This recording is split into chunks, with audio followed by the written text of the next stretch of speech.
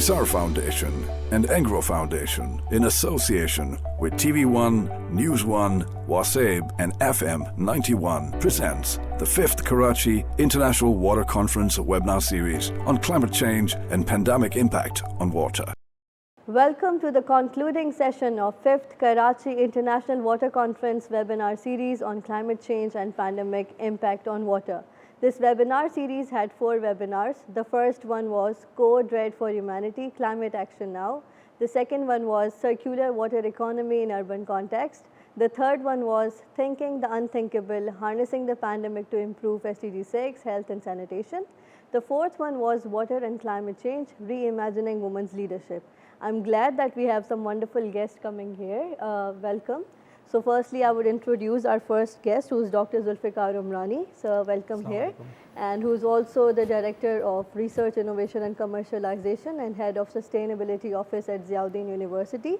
Next, we have Mohammad Umar Karim, who's Water Agricultural Specialist at FAO. Thank you, sir. Then we have Ms. Afia Salam, who is the President, Baobali, Chair, Board of Trustees, Indus Earth. Thank you for coming here.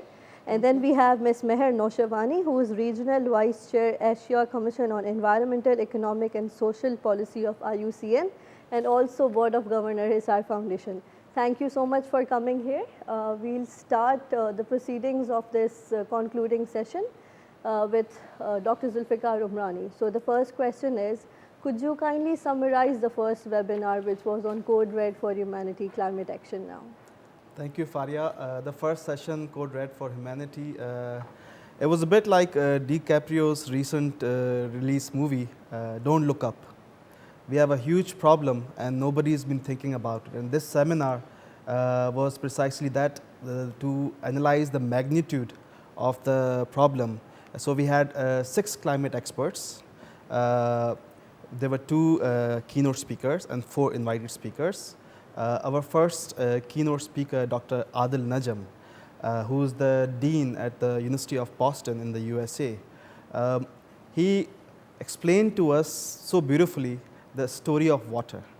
And he told us that it's no longer a carbon story, it's a story of water. And the emphasis has shifted from just mitigation to more on the adaptation. And he talked about the divide between the north, the global north and the global south, where we have the global north focusing more on the mitigation if they have to, but the south is more worried about adaptation. And who's going to pay for that adaptation? The north is certainly reluctant, even as we saw in the COP26, where phasing out of coal was used instead of no coal. So he said that we have to change the way we think about water, the way we think about climate change. Then our other speaker from University of Cape Town, South Africa, Dr. Patrick Bond. He talked about climate activism, what it's been trying to achieve since the past 20 years, trying to push the world leaders to think that this cannot continue business as usual. And his second point that was critical for us in Pakistan, that was reparations and damages. Absolutely. Who's going to pay for all of this? The damages of climate change that have already started occurring. Just take the example of the floods of 2010. So he was of the opinion that there has to be some mechanism which was clearly omitted in the COP26. There were demand for it from the island nations, from the developing countries, but it was again cleverly omitted. So he says that there has to be mechanism to pay for all of that, for the adaptation mechanisms. So that was like his 2 critical points. And then moving on to the invited speakers, our speaker was Ms. Aditi Mukherjee, who is from the IMI, and she presented her work on the Hindu Kush and Himalaya mountain ranges. They were conducting monitoring on the climate change and its effect in the region. And you're already aware, 1.1 degrees has already risen. Right. So when we talk about let's limit to 1.5, let's not get anywhere near 2 degrees, But we have to understand that 1.1 degrees has already risen, and we are already seeing the impacts of it. The worrisome thing is, especially for again our region, that we are highly dependent on the glaciers in the Hindu Kush and the Himalayan mountains. Right. And already at 1.1, we are going to see 35% loss in the glaciers, which is sustaining majority of the life here in the subcontinent. So her results have presented the scientific evidence of what's happening due to the Hindu Kush, in the Hindu Kush. Then followed by her was Mr. Rafe Alam, who is a senior lawyer at Alam & Co. and a very high climate activist. And he talked about climate justice, that why have we allowed this conference of polluters, the COP26, dictate the terms that what is admissible and what is not? Who allows these countries to say that 1.5 should be the limit? Right. Why should we go anywhere near 1.5? According to Mr. Rafe, if we breach that 1.5, that limit that we have set, arbitrary limit, we are going to see around 150 million deaths, primarily in the developing countries. Now that's a huge number, 150 million deaths.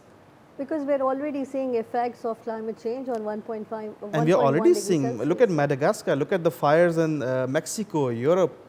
It's already happening. Look at the typhoons. And we are seeing the loss of life. Yeah. So in which kind of society we allow such a huge number of deaths and just pat each other? At least in the COP26, we kept the Paris Agreement alive.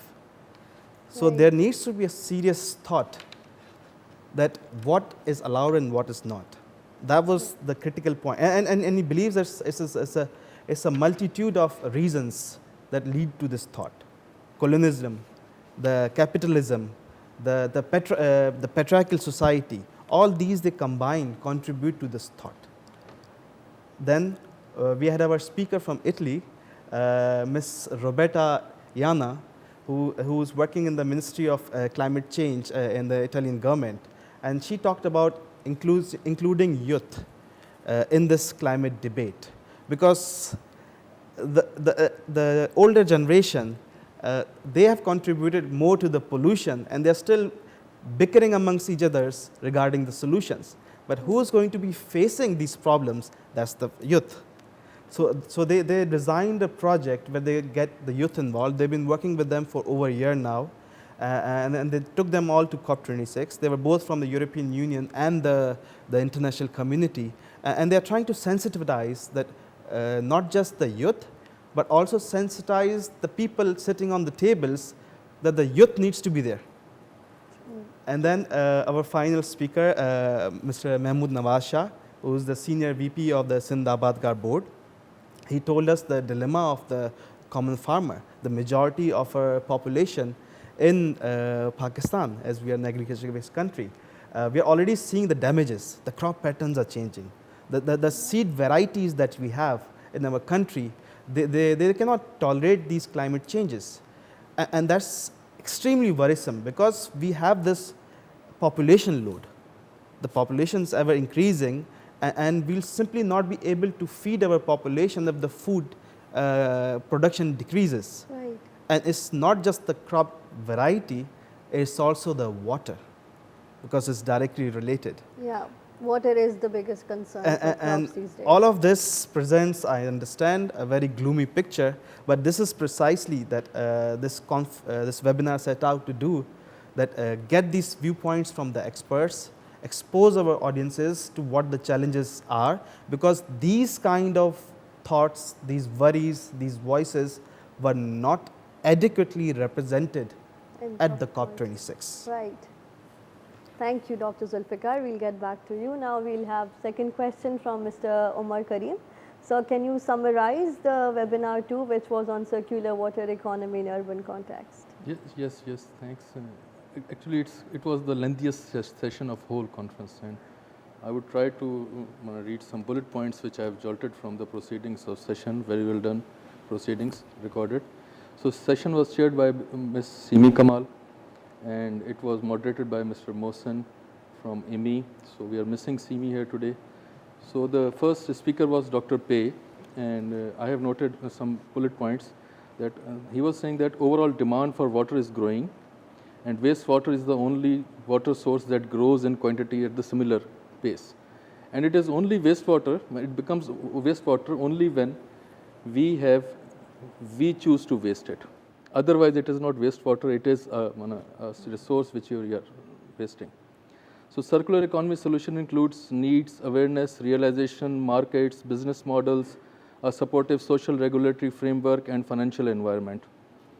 So there was a research finding that there is enough methane in global wastewater to provide electricity to 150 million households, and which could also help wastewater treatment plants to become more energy efficient and neutral as well.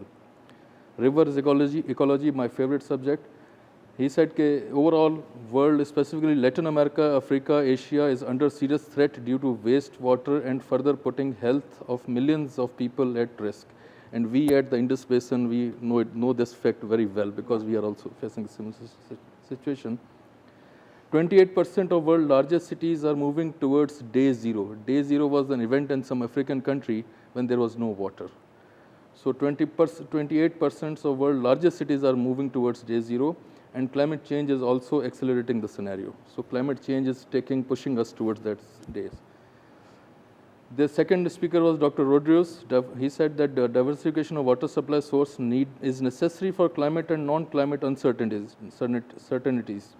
This will result in resilient and inclusive all resource management. We need to diversify. Everything is not based on fresh water, but we need to find more resources and we need to diversify it. Main idea is to recover resources from water, wastewater in form of energy and nutrients. That can also be a main idea because sewage water does have a lot of nutrients. The system should be designed to be energy efficient. I have seen a lot of system built in our country for wastewater treatment, and they were not sustainable. They are all shut down because there was no reliable energy source, there were no reliable human resource. So we have wasted that. So we need to have energy efficient resources. The city administration, this was also my favorite point, that the city administration has to examine how to restore degraded lands and watersheds, manage and recharge groundwater, as well as incorporate nature-based solution. In Karachi, we are using lots and lots of groundwater, and we need to know that how to recharge that water and how to find that. He also informed about WICER framework, WICER framework emphasis, which have emphasis on 4 cross-cutting issues. Manage water demand, leverage digitization, create the right policy institutions, and regulator environment with proper financing. We have so many authorities working in our country, and we see that what are the results, what are the outputs, what are the lacunas. So this is a punchline kind of thing for this speech. He also shared a success story for San Luis Potosi, Mexico, where wastewater was treated and supplied to a power plant which was 30% cheaper and more sustainable than groundwater, and the company saved $18 million in 6 years. Wow. Just by treating wastewater and using it for electricity production. Right. So our third speaker was Mr. Naqvi Saab from WWF, and he presented innovative ideas on water replenishment and sustainable development. He also presented a project by WWF on wastewater treatment. He cautioned about impact of climate change on cities, which is further on rise. Our livelihood security level is now compromised due to urban wastewater leakages, agriculture runoffs, untreated industrial effluents, and over-abstraction of groundwater. Again, the same groundwater thing. He emphasized on circular economy solutions to be adopted in local context. We have to do it locally if we are going to import, or we are not going to succeed for that. He also stressed on use of latest technology on mapping and digitization of resource base. Today, if we are facing problem, we are not able to estimate what is happening, what is actually distributed, how much water is coming, how much wastewater is generated. So we have to use latest technologies for that. Fourth speaker was Mr. Rui Owasi from Japan. He presented an environmental protection solution by Jokasha technology for water and sanitation solutions. an on-site treatment plant for gray and black water. The technology is developed and tested in 1974. They are doing it since 1974 and it is successful. Their government has certified that technology. They have allowed them to use it. They just take their plant, it is mobile, they place it in a lake which is degraded, they treat that water and put back the fresh water, and that lake is regenerated. So which treats the water, and then Ms. Simi Kamal was there, who was chairing the session. She said we can create a lot of difference on or impact by water use and reuse systems. But it is quite challenging in the social, economic and traditional system of our country. Everybody knows who is going to use the treated wastewater. Otherwise, world is using it very successfully and they are doing it. She was very right on that. We need to work on awareness to adopt all levels recycling water acceptable for reuse at large scales. If we can start with supplying recycled wastewater to industries, and then slowly people are going to adopt it. The theme is there.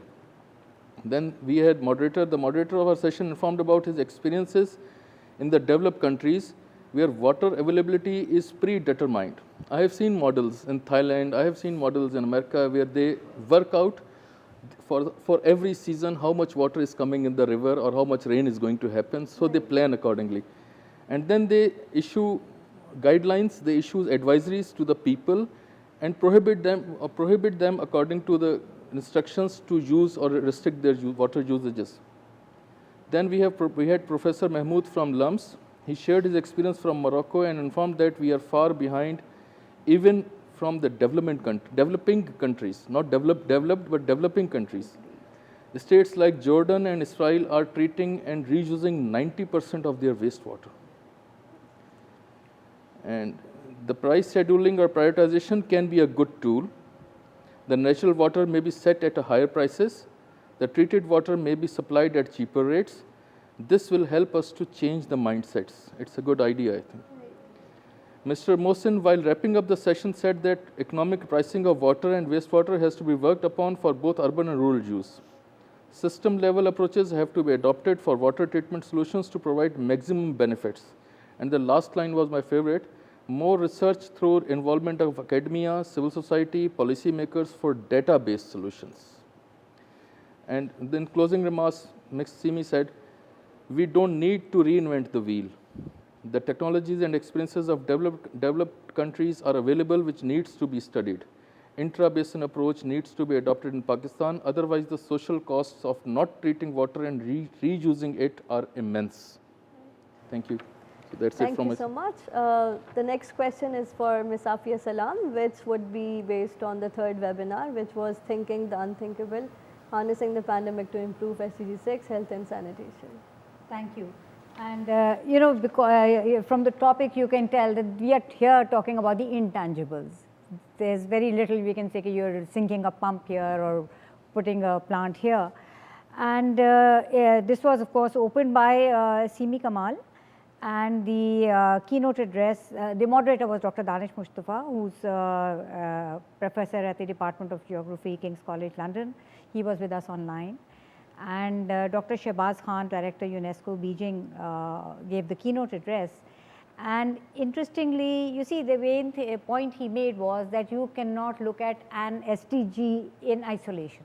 Absolutely. There are clear linkages. So you cannot just focus on one number, SDG 6, because there are clear health and sanitation linkages with the use of water. Right. And the pandemic has actually sort of unpacked the gaps, unpacked the shortcomings, and highlighted these measures that need to be taken to close those gaps. Right. And they are at a global level. But what it is also, it is also shown that the baselines or the levels set by the WHO, because for pandemic, especially this pandemic, we are talking about COVID-19, hand washing was shown as the most essential measure of keeping yourself safe. And if you look at the burden, the disease burden, it is being borne by the majority of the people who do not have access to enough water to be able to carry out this one simple function, which is supposed to keep them, safe from the pandemic.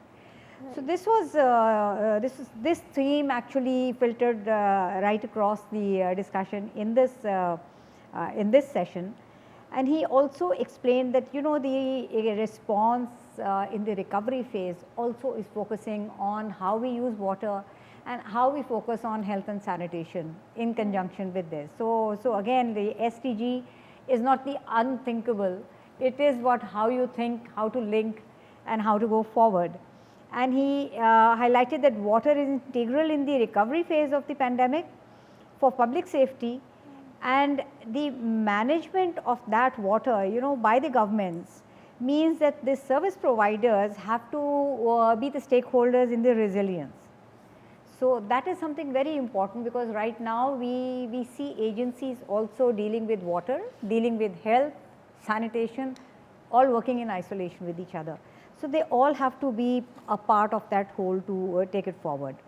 The second keynote speaker was Dr. Josine Nikiema, and she's a research group leader, circular economy and water at IMI, International Water Management Institute of West Africa. And it was specific for the SDG 6 progress, and according to her, 129 countries are not on track to have sustainably managed water resources by 2030.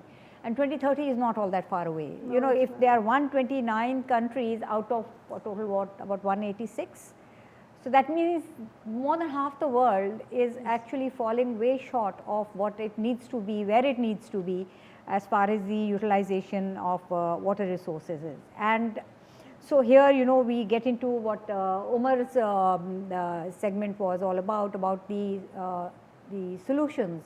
So the treatment of water and the treatment plants. So while we were talking of intangibles, we were also talking of the solutions which require some tangible inputs. Right. And the as far as the negative impacts, so what the pandemic actually uncovered was that for the first time in over 20 years, we observed a rise in the percentage of people living in extreme poverty. And the pandemic has pushed people who were on the borderline of the poverty line way below it.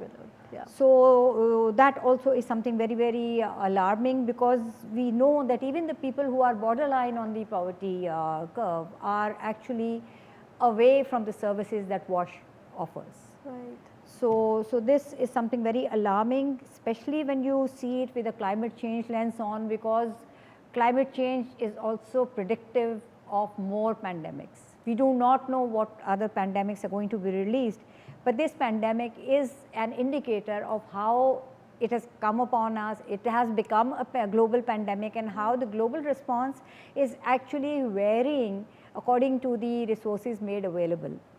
And again, like in the first webinar, that segment that was highlighted, it's the global south versus global north. And you see the most people who are being impacted are in the global south, and what they do not have the capacity to deal with the things, and there's not a lot that is being made available as a coping mechanism by the countries who have the resources. So again, if we want to link it back to what happened at COP, or rather what didn't happen at COP, is that the resources were not really promised to be made available for the people who need it the most. Right. And by the people who already have them. They have, so the other thing, that took the veil of these inferences that, okay, the problems are going to stay in the south. They are not. It is the global nature of the pandemics have shown that there's a blowback to the countries which have the resources to deal with it, and yet they are not coping very well. But if they want to, reduce the global impact, they will have to part with their resources and raise up those who have less, and bring them up at a certain level. So then how do we go forward from here? The most vulnerable people, the children, the elderly, the physically challenged, the women in any community, all the solutions come last to them, when actually it should be the other way. We need to flip the priority, and we need to reach the most vulnerable first. But that doesn't usually happen. So there has to be some kind of a mechanism developed, maybe an institution to see the solution in a cross-cutting manner instead of looking at each SDG in isolation, and take this forward. And Dr. Noman Ahmed, who is the Dean of NAD University, he focused specifically on Karachi because this is the largest urban center of our country, and despite being the largest urban center of the country, this also has the harsh reality of the majority of Karachiites living in Kachi Abadis, or rather the informal settlements, where the challenges are not very dissimilar to the ones I've described about rural Pakistan. Cramped housing, very little resources, low access to health services, to water, safe water. So it's not just the question of availability of water. What is the quality of water that they are getting, whether that is going to be safe for them or not. And he put a figure of at least 1.2 trillion on a nationwide basis, including Karachi, which maybe through just for this pandemic response. Yes, the SARS program kicked in, but he shared findings from research where it was observed that even the SOPs were not in force. So here the governance, the implementation, all those things also come in. There are shortcomings on that score also, and this again takes me back to the the intangibles. Governance may be intangible, but its implementation actually brings tangible benefits. So we have to focus on those elements as well. And I think that's about it. Seema Tahir, CEO of Airwaves Media, discussed the role of media as in spreading the COVID response, in highlighting the lack of consensus and collaboration, the data gaps, the information gaps, and the challenge of the Totka and the Totka media, I would call it. She didn't, she was very polite. I am not as a polite a person. So I will call it the Totka and the conspiracy theory media, which posed a real challenge in a country which already is data deficient, where it is very difficult to convince people to believe the figures, because so many times those figures which are presented have also been proven to be false. So this sort of brings that trust deficit, and this is a huge challenge.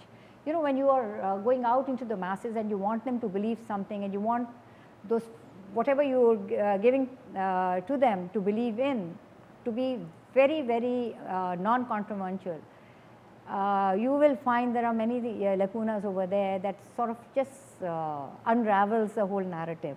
So the media actually has to battle those things as well. So it's a challenge, but we have to think about the unthinkable of how to overcome this. Absolutely, that was the gist of that third session. Very nicely summarized. Thank you. So our next question is from Ms. Meher. Could you kindly summarize the fourth webinar, which was on water and climate change, reimagining women's leadership? Thank you, Faria. Faria, this one was, I think, important because it reimagining women's leadership, and it is on water and climate change, and it brought the focus of the entire webinar series onto women. And we were an all-women panel, and the speakers who were also women, and it was a very interesting session. I'll try and summarize some of the main points or the main what was discussed. We basically started with the keynote speaker, Ms. Aisha Khan, who is the CEO of the Mountain and Glacier Protection Organization. And she talked about the role of women in the water sector, and she talked about how she reflected on her own experiences, how climate change has impacted women. She mentioned that due to the climate change induced forced displacement, how they've observed a higher rate of malnutrition among women, and there is an increased incidence of violence against women, it's particularly in rural areas. She talked about healthcare, education, land, capital, employment, and how this has affected the situation of many women in our rural communities. So this is one of the things that she picked up on. She also mentioned how the changing weather patterns have affected stock imbalances in the hydrological regime, which is affecting traditional livelihood activities like farming, fishing, and cottage industries, and how male migration out of the rural areas has risen, which leaves women behind as isolated in their own homes, and how they then have to manage the situation of around them, and they don't have the skill set or the training to do that in many cases, and how that is now affecting women. So she picked up on a lot of issues, and she also focused on the role of women in water and in our rural communities. So that was her, her sort of perspective. She also mentioned COVID, which has also been mentioned earlier by our other panelists, and talked about how COVID has had an impact on women. And what she said, in her view, is COVID, like climate, is an equalizer. It affects everyone. It affects all. It spares nobody. And it's brought out the vulnerability of women in sharp relief. The combination of lockdowns, loss of mobility and income, death of male providers, and lack of integration of women in policy and planning has led to women with less empowerment bearing the brunt of the pandemic effects. So that's what Aisha focused on. There was a lot more, but for the sake of just to sort of keep the time that we have today in mind, she spoke about gender disparities as well. I'll move on to the other speaker, who was our keynote speaker, Simi Kamal. She's not here today. We do miss her. But she spoke about the changing women's role in the water sectors and building women's leadership. And her main focus was on the fact that women are primary users and managers of water in the households and the communities, but they have no control over the decision-making process. And that's what she emphasized. She referred to the National Water Policy for Pakistan. She added that while women account for 48% of the population, they have been mentioned only once in the policy in the context of domestic water supply and hygiene. She said that in spite of Pakistan's agriculturally based economy, heavily dependent on women's labors and skills, the policy only takes into account women's participation as domestic users for water. So she mentioned that, she emphasized it, and she underlined the importance of the lack of women's inclusion in decision-making platforms at various water management institutions, particularly Riwabda and the Sindh Irrigation Department, and how it's really important to involve women at that level. She highlighted the Sustainable Development Goals, the critical pathway to transforming gender relations and supporting women and girls as agents of change to lead and participate in social, economic and political aspects of water. So Simi also gave some recommendations, and she said that it's now time for women to lead the efforts in water and in the water management resource sector. She spoke about Hisar Foundation, the work that Hisar Foundation has done in the women and water networks among urban women, and also mentioned the effects and the impact of COVID. We then had another speaker, Dr. Fazilda Nabil from the University of Sussex, and she took us onto a historical perspective and talked about the famous historical environmental movements in the past and ecofeminism and how that has had an impact. So she took us back into the past and identified the Chipko movement. She spoke about the Love Canal, and she spoke about the, there's another case study that she mentioned, and I'll try and pick it out over here, about climate action. But anyway, these are the two main ones that she focused on in terms of the historical perspective and how that has influenced women today and in the past, and how ecofeminism in terms of an ideology and movement sees climate change, gender equality and social injustice as related issues. Right. So that was her main focus, and how it all ties up into male dominance in society. Typically people who are most affected by environmental destruction are women, particularly indigenous women, she brought that in as well, who are dependent on their natural environment for subsistence, and women of color. These are the ones who are best equipped to address the challenges and identify the right solutions. So this was her perspective. She also said that when you are close to the problem, you're also close to the solution. And that is where ecofeminism and the environmental activism that came from Chipko emerged, because it's those people who are closest to the issues around them who can then come up with and evolve the solutions. So that was her perspective. The Love Canal, which was an example from the Niagara Falls in the US in the 1950s, she brought that in as well. And then something about the another one in terms of the climate action. She spoke about the environmental activism in climate action now in Pakistan specifically, and focused on how youth has come into the whole sector. We then had Seema Tahir, who is the CEO of the Airways Media, and Seema took us into an amazing, inspirational view, perspective of how she reimagined women's leadership. And the way she spoke about it and the way she sort of combined nature in terms of the eagle and the birds, and how what her vision of a new leadership for women was both evocative, and it made us look at another dream in terms of how we could envisage how women should, and what we all feel what women can do. Right. So Seema brought that out, and she brought it out very starkly. But she also mentioned that women are key towards addressing water availability challenges, that women leaders should promote inclusiveness in the policy-making processes, and ensure that rural women are given a platform to face the threats of climate change and the pandemic. So this was part of what Seema spoke about.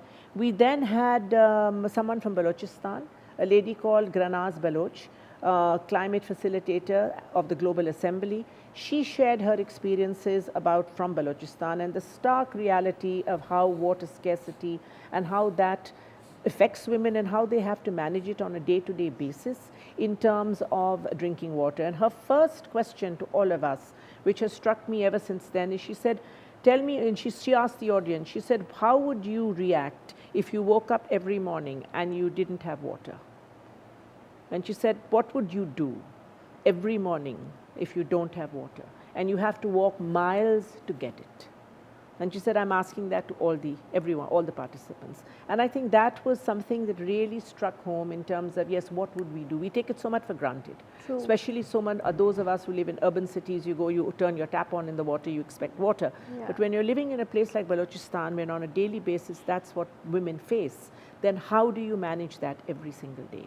So that was how she started. Then she shared personal examples. She talked about stories that she had collected.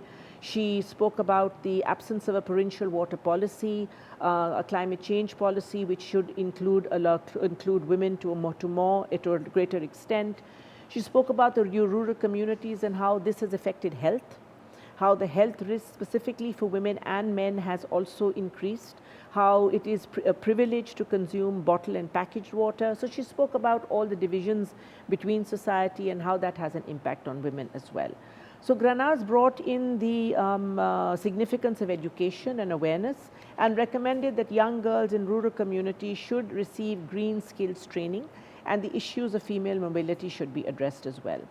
So basically our session focused on the role of women, the fact that they are neglected in the water sector, the fact that women play a substantial role both in terms of science, on the ground, knowledge as managers, but somehow they've been relegated and neglected. And why it is extremely important to bring gender in, to mainstream it, and to bring it into all levels of policy making and decision making in society, and particularly in Pakistan. So that's what our session really focused on. Some of the sort of way forward that also came out of the session is that women leaders should offer mentorship, guidance and support to the younger generation, that there should be a multi-sectorial and cross-cutting approach, and that there should be more ownership of the grassroots and from the communities themselves, and that there should be more research which we could do, collecting the stories that emerge from the webinar series, and how that can then be promoted and brought out in terms of identifying a way forward that is both realistic for women in the future. So that's that was the session on reimagining leadership. Thank you so much, Meher, for summarizing the webinar so nicely. Now I'll head over to Dr. Zulfikar for sharing the outcomes of the first webinar. Okay, Faria, so the outcomes or the lessons learned from the first webinar are to educate ourselves. For example, with such webinars as Hisar has organized, and kudos goes to Ms. Simi Kamal, yourself and Sana and other members of your team. So attending such webinars, educating yourself, and then being aware and creating awareness on this important issue. And the most important takeaway that I would think that comes out of what we heard from the experts, it is building coalitions. The coalitions which involve our youth, our women, our education, academia, the government, the civil society, all working together to tackle this global problem on a global scale. For example, if they say the financing is not available, that myth has been broken with the financing that was put up during the COVID. So we have to present it the way it is, how big the problem is, and I'm sure the financing can be available. What the lesson is that we fight this fight the best way we can, like our experts are doing in their domains. Adil Najam presenting his sane voice of reason on the global arena. Patrick Bond creating this activism and keeping it alive. The Aditi presenting us with the data that is required, the research that is required. We have Rafe, because there's a legal battle ahead also when we talk about justice and reparations. And Mahmood Nawaz, the core problems of food and water, and getting the government involved, like Roberta is getting involved. So like them, all of us have to play our roles in whatever manner that we can. True. Because it is a fight for the living. And by the living, I mean जिनके ज़मीर ज़िंदा हैं, ये उनकी जंग है, and it's a fight for our future. So I think that is the big takeaway from the first webinar. Absolutely. Thank you so much, Dr. Zulfikar. Now I will request Ms. Meher to read the declaration that Hisar has put forward from these webinar series. Thank you, Faria. I shall read the declaration. The 5th Karachi International Water Conference webinar series, Climate Change and Pandemic, Impact on Water. The declaration states, Karachi International Water Conferences have always been action-oriented and focused on impact. Our previous 4 conferences led to the launch of the Think Tank for Rational Use of Water, Universities for Water Network, recommendations for Pakistan's national policy framework, and the establishment of the Panjwani Hisar Water Institute. This 5th conference, in the form of a webinar series, focused on the theme of climate change and the pandemic, impact on water, with sessions focusing around 4 themes: climate action, circular water economy, water and health, and women's leadership in the water sector. Each webinar concluded with a call to action which will set the path for some of Hisar Foundation's initiatives till the next conference in 2023. The first webinar, Code Red for Humanity. Climate Action Now called for youth engagement and inclusion of youth in awareness-raising activities. Hisar Foundation pledges to increase its youth engagement by hosting events geared towards young people, such as youth jamborees, competitions for youth, and training and awareness-raising activities for younger people. Hisar Foundation is planning a beach cleanup drive in collaboration with SMIU and invites the youth to participate and join us. Moreover, Hisar Foundation is planning to engage students of different universities for water conservation and cleanup drives in urban and rural areas, including the coastline areas and the belts. In addition, Hisar Foundation also pledges to advocate and promote more green technologies and renewable energy options in its projects on the ground. The second webinar, Circular Water Economy in Urban Context, highlighted that not many people know the concept of water economy, and even fewer understand how this concept can be applied in the urban context. Therefore, Hisar Foundation will aim to conduct orientation and training on the concept of circular water economy. This will be organized through the Panjwani Hisar Water Institute at the NED University. The third webinar highlighted the crucial link between water and health. The presenters particularly emphasized the critical role of water in managing the virus, the pandemic, and COVID-19. As a follow-up of this webinar, Hisar Foundation will develop research and policy papers on how the pandemic was managed in different parts of the world and Pakistan, and use those learnings to advance SDG 6. The fourth webinar centered on reimagining women's leadership in water, environment, and related sectors. Several outcomes emerged from this webinar.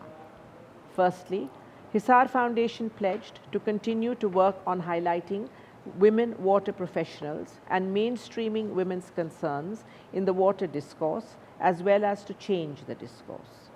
We challenge the perspective of women as victims of climate change and water, and want to change this to agents of water and climate change.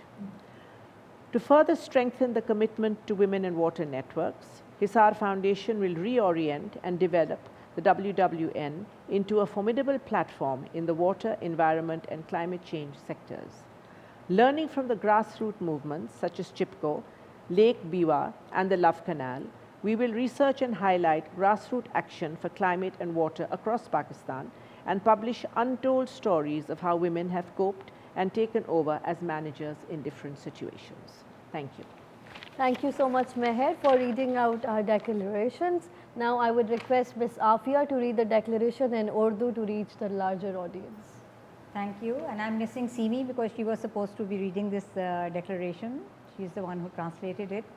So I will just do this. पांचवी कराची बैनुल अक़वामी आबी conference webinar series माहौलियाती तब्दीली और आलमी वबा के पानी पर असरात।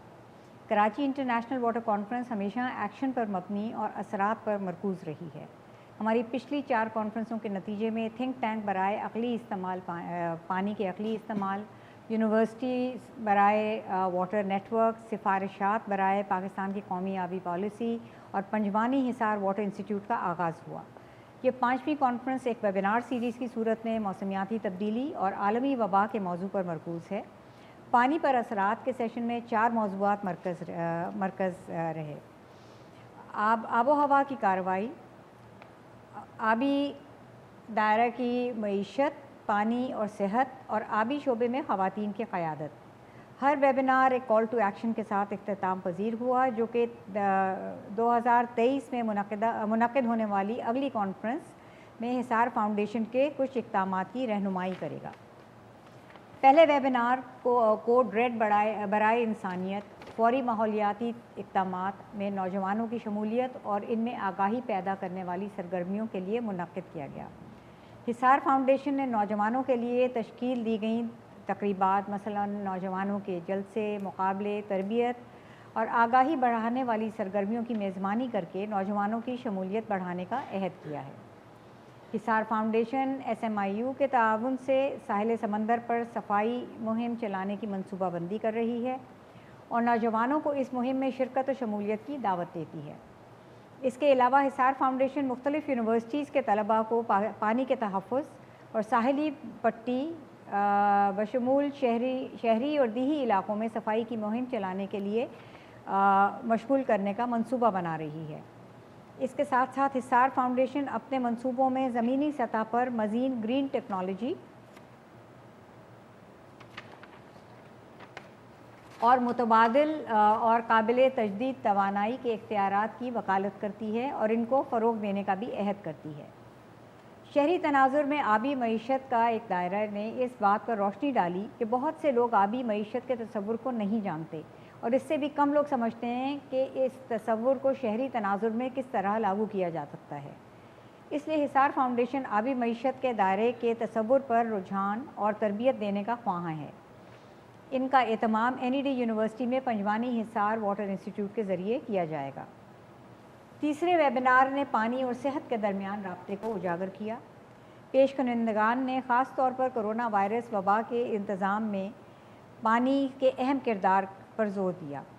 इस वेबिनार की पैरवी के तौर पर हिसार फाउंडेशन इस बारे में तहकीकी पॉलिसी तैयार करेगी कि दुनिया और पाकिस्तान के मुख्तलिफ़ हिस्सों में इस माहौलियाती तब्दीली के शोबों में एक ज़बरदस्त प्लेटफॉर्म के तौर पर दोबारा तश्कील देगी और इसे तरक्की देगी।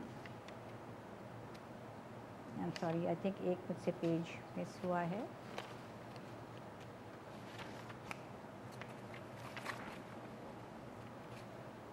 नहीं, सही है।